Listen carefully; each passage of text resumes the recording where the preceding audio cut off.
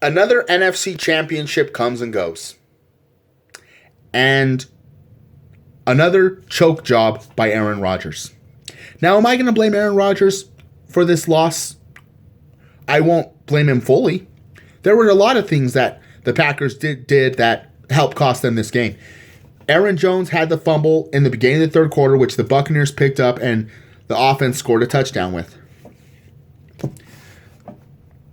What else? The defense couldn't stop Tom Brady in the offense. In the Buccaneers offense. The fact that Matt LaFleur decided to kick a field goal with 2 minutes left instead of go for it on fourth down. Those all could be easily blamed on, were big factors in why the Packers lost. But you know what else were big factors as well? Is that Aaron Rodgers failed to play up to his potential. When the team needed him the most, he failed to come through. Like just before halftime, down 14-7, he doesn't connect to Devontae Adams at all, and they settle for a field goal. Aaron Rodgers threw that interception, which many people said Tampa Bay got away with pass interference. And that on fourth down, deep in Tampa Bay territory, he had a chance to run for the ball, and he didn't run for it. And could have, instead of passed the ball. And if he would have ran for it, he would have scored the game-tying, possibly the game-tying touchdown. Or at worst, been at the 1 yard line, which would have made Matt LaFleur make fourth down more manageable, instead of kicking that field goal. But instead, the Packers lose 31-26. How much a percentage of blame will I give Aaron Rodgers? About 40% of blame for this loss. Because he failed to come through yet again. And the fact that Aaron Rodgers' career is filled with choke jobs and excuses. That when he wins, nothing but praise he gets. He will get total praise for when the Packers win. But when he loses, he will get little to no blame at all for the loss. It just amazes me how much of a free pass Aaron Rodgers always seems to get. When other quarterbacks, like, if Derek Carr would have went out there and laid an egg in that playoff game, and don't get me wrong, I don't think Derek Carr is a great quarterback at all. He's not.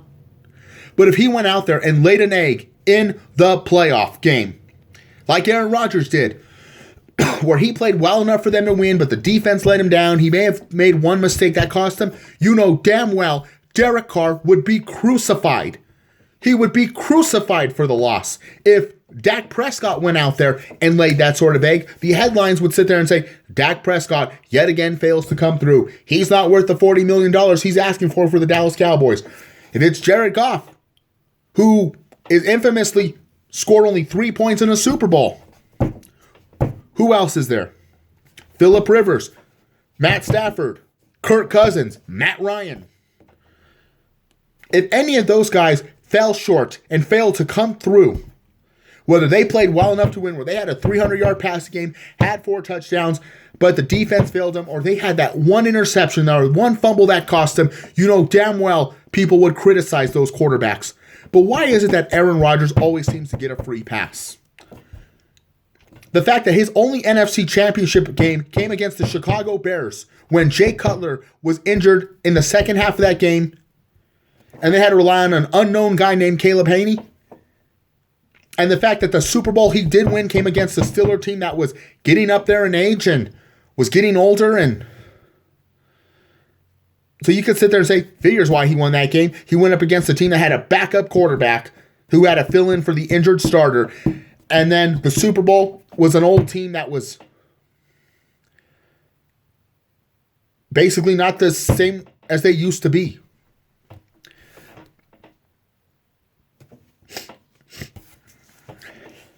But you look at his other NFC championship losses, like to the Seahawks in 2014. Okay, you can't blame him fully for the 16-point collapse to the Seahawks. But what you can blame him for was the 2 interceptions he threw in that game, one in the red zone. That right there is unexcusable. Unexcusable.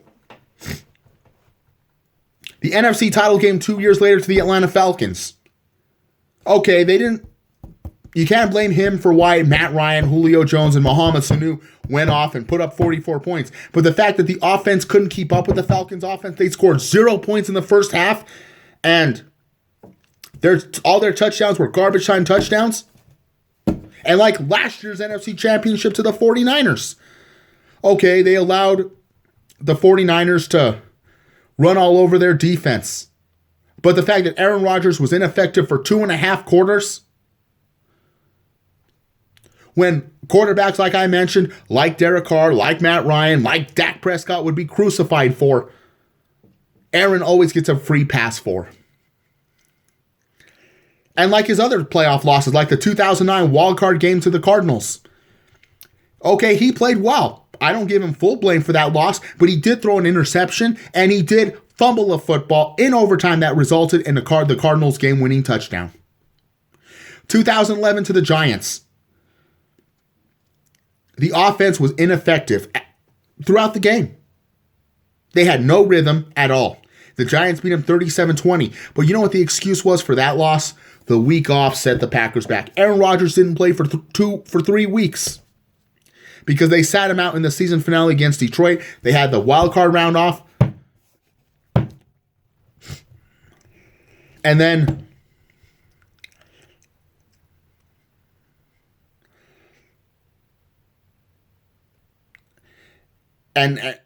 and their offense was out of sync.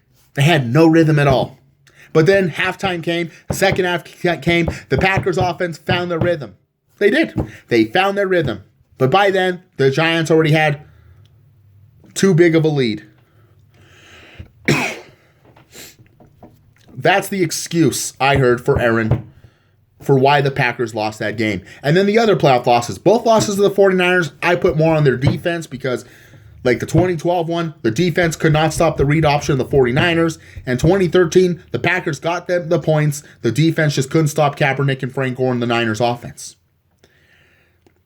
And then the Cardinals lost. I won't blame him for much either because he did throw those 2 Hail Marys that sent the game to overtime, and then they didn't even get the ball in overtime when the Cardinals went down the field and scored because of Larry Fitzgerald. So those losses, but the rest of his other losses, you could say he did things that really helped cost the team. And when I watched, today I looked on ESPN app on YouTube, and I saw Max Kellerman say Aaron Rodgers choked. I'm all like, wow, he's blaming Aaron Rodgers, and right across from him is Stephen A. Smith saying that it's the most stupidest thing he ever heard. Because, Stephen A. Smith is the president of that fan club. He makes every excuse for Aaron Rodgers when he falls apart. And other members like Rob Parker, Shannon Sharp. And until yesterday, I heard it was Max Kellerman. Until I saw that video today of him actually admitting Aaron Rodgers failed. But it's like I say, Aaron Rodgers always seems to get a free pass, whether he wins or when he loses. Because when he wins, you know damn well he will get all the praise for when he wins, but gets little to no blame at all for when he loses. I mean, 2011, his MVP year, where he had that after his Super Bowl championship year, he followed up with a magnificent MVP year where he threw 45 touchdowns to 6 interceptions. The Packers that season, you could say, were only winning shootouts because that's what they were, because they had a horrible defense. They didn't have a running game. All they were was a passing team.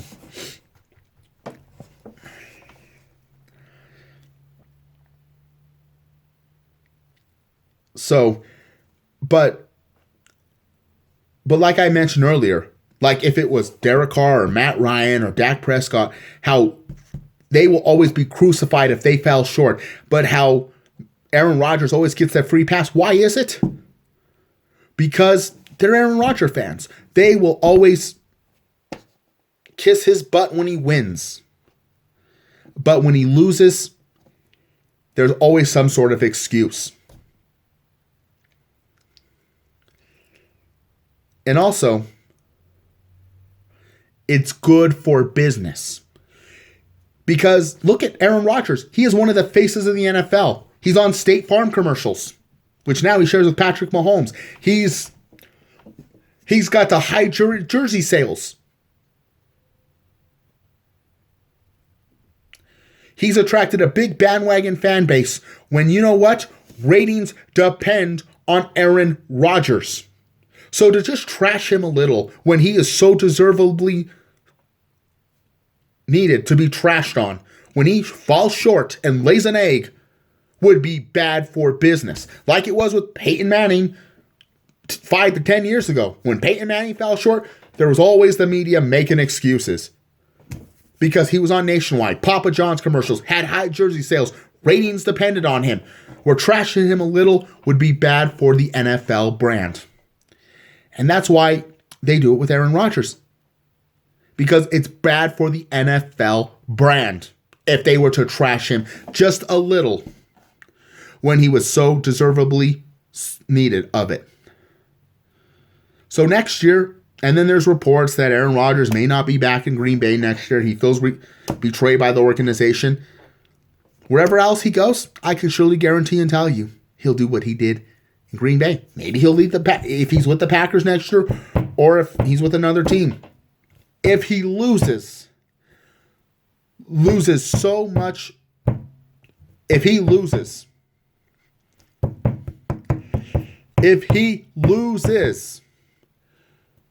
you know, you will hear some sort of excuse. Because if he wins, you'll hear all the praise. And that's why I have to say this. Aaron Rodgers' career is filled with choke jobs and excuses.